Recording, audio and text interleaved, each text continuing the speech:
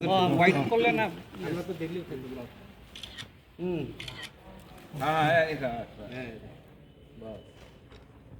বেশ কোথাও ফেললা দি ভাই कैसे पीस हो गए वो क्यों इतना सीरियसली लेते मत लीजिए इतना सीरियसली आपका भी वक्त नष्ट हो रहा है। ये बात अगर चीफ मिनिस्टर ऑफ त्रिपुरा बोलते तो मैं उसको रिस्पॉन्ड करता।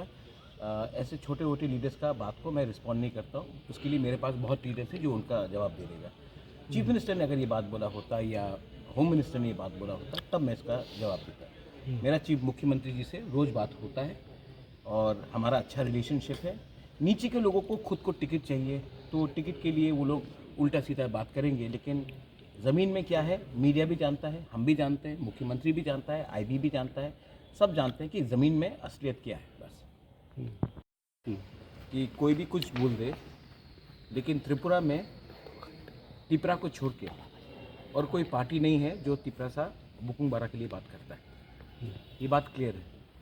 और लोग कुछ भी बोलना चाहे, हमारा सपोर्ट गांव में है और आज भी हमको कोई हिला नहीं सकता अपने एरिया से। ये लोग आए हैं मिलने के लिए, ज्वाइन करने के लिए। मैंने इनको बुलाया नहीं, अपने मन मर्जी से आए, इन्होंने ज्वाइन किया है और मैं इनको स्वागत करता हूँ।